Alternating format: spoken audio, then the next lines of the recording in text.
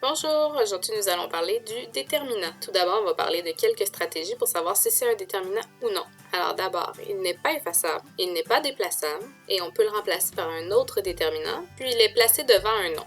Commençons avec la stratégie de l'effacement. Si on efface le du groupe du nom le gentil lapin, ça nous donne gentil lapin et ça se dit pas vraiment juste comme ça. Maintenant, la stratégie du déplacement. En fait, le déterminant, il n'est pas déplaçable, il doit être toujours devant un nom. Donc ici, si on le déplace notre déterminant après notre nom, ça nous donne gentil lapin le, ce qui fait pas réellement de sens non plus. Maintenant, la stratégie du remplacement.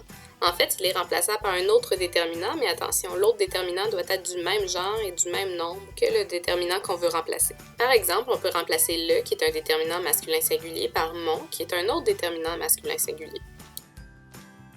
Maintenant, l'accord du déterminant. Le déterminant, c'est lui le receveur d'accord. Donc, il reçoit son genre et son nombre du nom qui l'accompagne. Comme par exemple, le gentil lapin. Lapin, c'est notre nom, il est masculin singulier, alors le, il est en accord avec notre nom qui est lapin parce que le déterminant est aussi masculin singulier.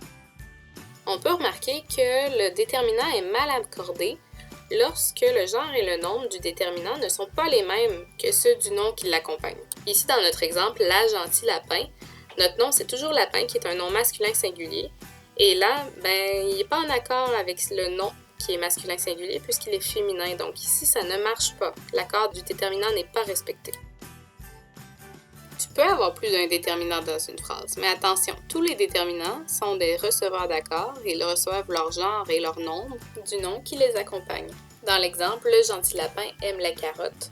Le, c'est le déterminant qui est associé au nom lapin et les, c'est le déterminant qui est associé au nom carotte. Juste pour être certain, on va vérifier que les est un déterminant. Alors, est-ce qu'on peut l'effacer? Le gentil lapin aime carotte. Ça se dit moyen, mais c'est normal puisqu'on peut difficilement effacer un déterminant. Maintenant, le déplacement. Est-ce qu'on peut déplacer notre déterminant après notre nom? Le gentil lapin aime carotte lait. Non, ça se dit pas. Le déterminant doit être obligatoirement avant, donc c'est bon signe. Si on peut pas le déplacer, c'est bon signe. Ça veut dire effectivement qu'on est devant un déterminant. Maintenant, est-ce qu'on peut le remplacer par un autre déterminant qui est du même genre et du même nombre que le nom qui l'accompagne? Comme ici, le mot carotte est féminin pluriel, le déterminant lait respecte l'accord puisqu'il est féminin pluriel. Par contre, ici, on voit bien qu'on ne peut pas remplacer lait par la, parce que la, c'est un déterminant féminin, oui, mais il est singulier.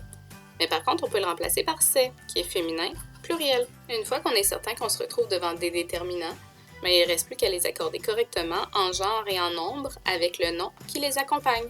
Voilà, c'est déjà tout pour la vidéo. Si tu as aimé, n'oublie pas de l'indiquer avec un petit pouce et n'hésite pas à partager.